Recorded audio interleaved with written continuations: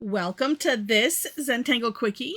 My name is Heather Hartwick Gladden. I'm a certified Zentangle teacher, and today we're going to take a look at the tangle Swiftly from CZT Beth Gaughan.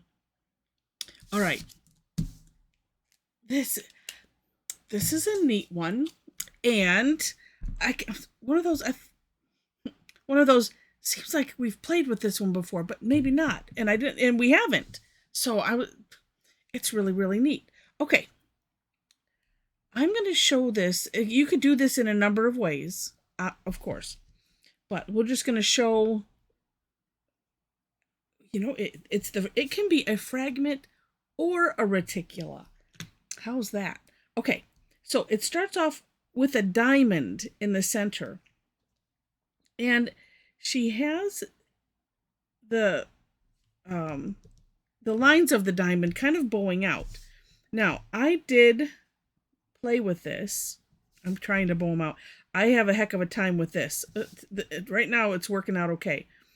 But I did play with it. And if you take a look at my version of the step out, you'll see they're all a little bit different. And I did try just making straight lines, not worrying about bowing them out a little bit.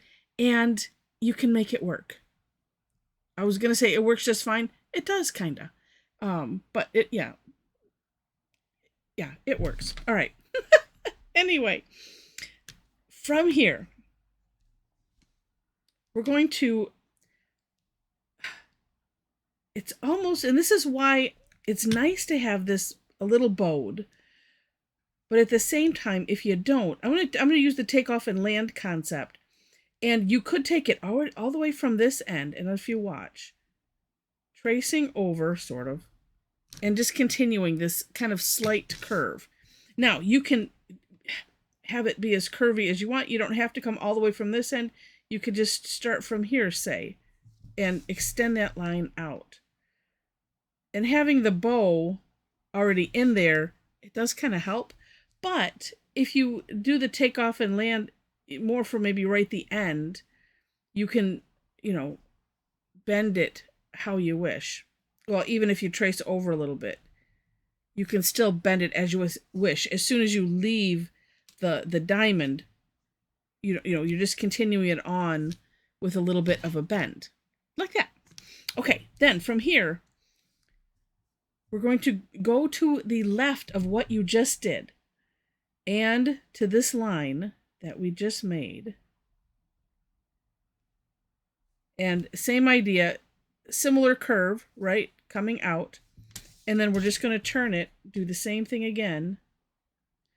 And of course, you decide how thick you want this to be. And extend it out past where you have this. I should have mentioned that to begin with, to make sure you have a little bit of room from this to the end of whatever your space is. I'm making mine a bit thicker than I had done in my version of the step out. Okay, so like this. That looks pretty cool just the way it is, right? Okay, then from here, we're going to think hollabow. So we're going to take this line, let me say, this space, right? These two lines on either side, and connect them here.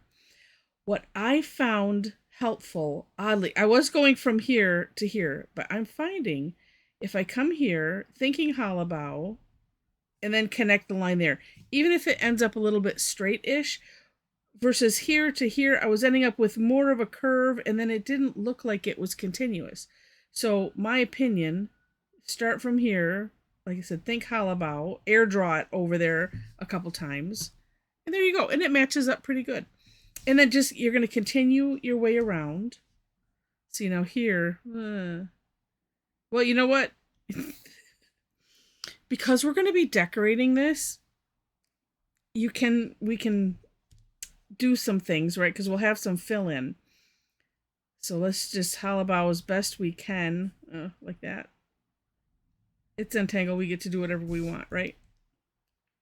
See, and that's another reason why, that's actually what got me thinking about, if I keep these straight, then these parts might match up better. So so play with it. See what you think. Yeah, because see, like this, I mean, the curve is going to naturally go this way. Well, that's not where I want it. I want it to go straight up here. Now, had I made these a little shorter, but it's okay. Right? Yes. Now, this is still part of the tangle, but it is kind of like the decorating part. So what she has us do, and I ended up separating a bunch of these steps out versus just, like this, this part we just did, I put that into 2 steps just because, I don't know, I needed to see it clearer. All right. So what we're going to do is every section. So I'm thinking of this right here is a section. We're going to do, well, let me flip to this one because I want to draw it towards me, is using the takeoff and land, curve line, like that, a little V. And, this is one of those where, however you might do that, if it's, whether it's towards you or away from you, up to you. Both. On the side, whatever works. So in the middle of each line, so then we're going to take this section here. And why don't we start with this? So in the middle-ish, right? And then middle-ish of this line. And up here as well. Like that. And then we are going to fill in these bits right here. I just, like I said, for my purposes of lots of things, I like to separate these things out so it's just very, very clear. So the newest person to the fun of Zentangle will understand. And then I explain it so that way there's no offense. Like, why does she do that? Well, this is why. And so, like I said, on every section, every side, this is what we're doing and filling it in. And that's why I mentioned, especially right in here. So for instance, well, I have this curve line. Well, you know what? Oh, watch this little bits of magic. Oh, look it. Now it lines up a little bit more. The fun and magic of the fill-in course corrector. Okay. And then we'll fill all of these in. And then we'll do some shading. And as I'm filling this in, do take a look at the For More Inspiration link so you can see the beautiful inspiration that Beth derived these from, deconstructed them from, so we could reconstruct them here. And what else? And just so you can see the samples, see it from her hand. It's just so much fun. And like I said, as you're filling things in, and maybe fill it in and then take a look when you're done. See, like this one, I've got some weirdness. We'll see how we can correct it if we even want to. See, like right here. So sometimes I might like redefine a line and just take it all the way to the corner, like right there. Maybe not this one. Let's see if I can redefine it and just have it merge in a little bit better. Like that. That works a lot better.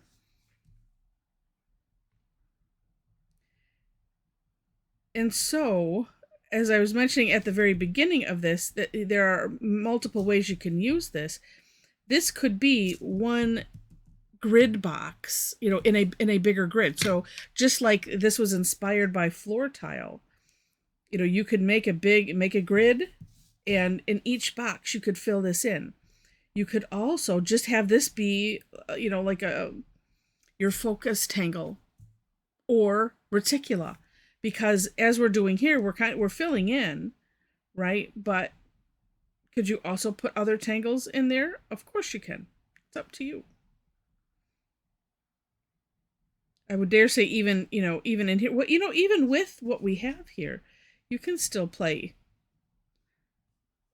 without, changing up everything. And by that I mean, oh, just do different tangles in there. I mean, you can, of course you can, and use the tangle as the inspiration for the overall reticula or string, we could say. It's just really neat. Really, really neat. So now if I was shading this, which I will.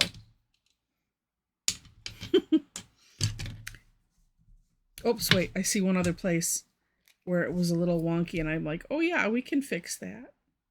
Now, in hindsight, if I had made this bump a little bit, this a little bit smaller, that might have been better. But see, I was eyeballing this, hollowballing into there. Just took a little bit of ink, and it makes me happy. Okay, so my favorite thing with these Celtic knotty type of shapes is to emphasize the over-under. So I'm putting graphite on either side, and then as I'm doing it, it's just dawning on me, I wonder what it would look like if I shaded it like I do hollowbow, and that would be following every straight line. See, then I would end up shading some of this and some of the outside too. Well, it could be interesting. All right. And bringing this out a bit.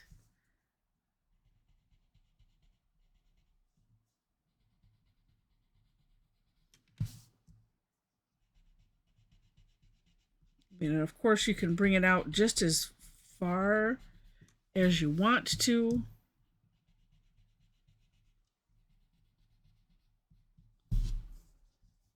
It's neat. Okay, but I am just called to do something with these. And I feel like doing a little of that. And maybe here, just because that middle is kind of thin, we can go the opposite direction. And just I'm just feeling like it needs something.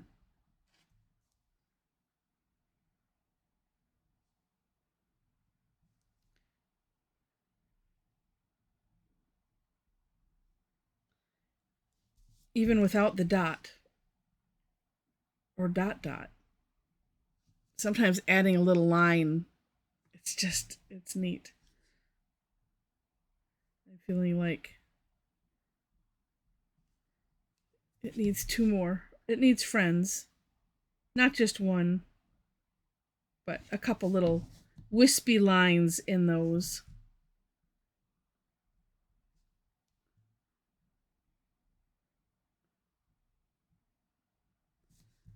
And like that. But I say, because I shaded the outside, I kind of don't want to do the inside,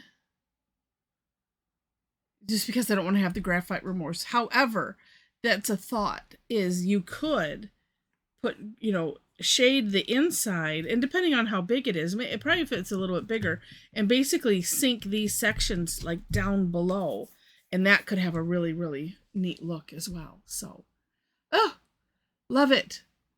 Oh, this is definitely one that I want to play more with. So fun. All right, so if you've enjoyed this, and I hope you have, please click on the like button. And if you liked it enough to see more, would love to have you be a subscriber to the channel. Just because I'm seeing things I just want to touch up. If that helps. All right, I mentioned the description section where you will find links to the step outs, as well as below those, ways to connect with me, so that you'll find my link tree. And there is links to everything. My website, where you can follow my blog if you wish. If you're interested in classes or interested in tangling online, on Thursdays I do free sessions, and where we have a lot of people come on. I pick a tangle, maybe two, and we just have fun and play. So like I said, those are free. I do them twice on Thursdays. So besides, well, they are listed on my website. But to follow and to see it in your time zone, best to either go follow my Facebook page, or there's a couple other selections there as well for following me for classes. It just makes it a lot easier. Those there's really essentially three. So you'll again see it in your time zone, and then if you register for it, then you'll get reminders and all of that kind of stuff. So so there's that. And also, if you'd like to be a part of a greater Zentangle community, we would love to have you join us. Link is there for our Facebook, or excuse me, our Tangle Addicts community on Facebook. There are 4 questions to answer in order to gain entry. I'd just like you to know that. And like I said, there's a bunch of other links. Like Thursdays are free classes. Tuesdays are generally either paid or a part of my membership club. Although the third one, which is coming up this Tuesday, called Tough Tangle Tuesday, that one is free. So one Tuesday is free. The others have some kind of fee. I keep myself in pen somehow, right? And yeah, so come and join us. Join us. We have a lot of fun. I will warn you about that. We do have fun. Sometimes we get a little out of control, but it's all in good fun. All right. And then the results afterwards. Oh my gosh. Absolutely amazing. All right. So with that, thank you so much for watching, and I wish you happy tangling.